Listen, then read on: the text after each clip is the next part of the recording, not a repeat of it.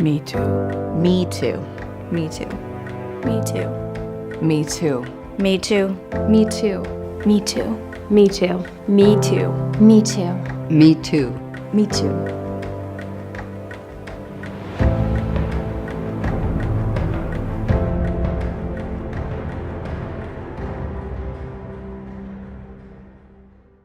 I'm Autumn Matson, and this is my Me Too story. When I lived in Portland, I worked as an exotic dancer,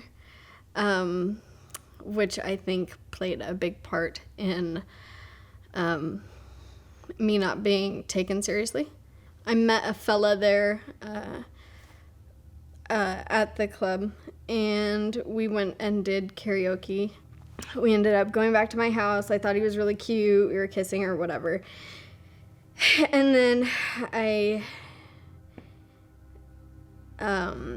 I didn't want to have sex with him. And then so I pretended that I fell asleep. But he did it anyways.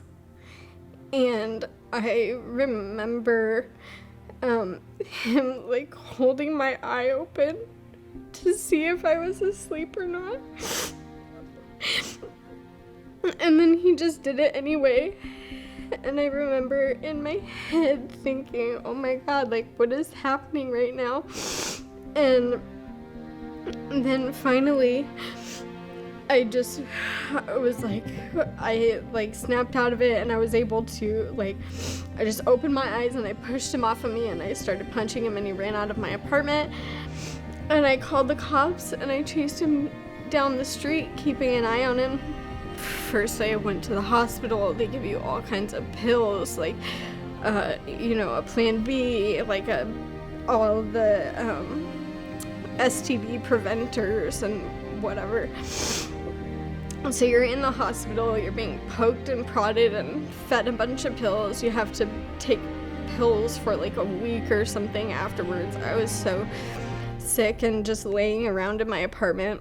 I went to court on Christmas Eve in front of the grand jury, and which is just a bunch of regular people that called in for jury duty and are getting paid $10 for their time. And they're not trained in reading people's social cues. They're not trained in anything. They're just people that work at a gas station or at the grocery store.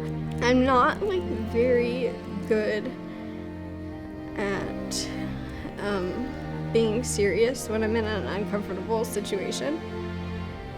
And they were asking me to tell my story. And I remember that I said,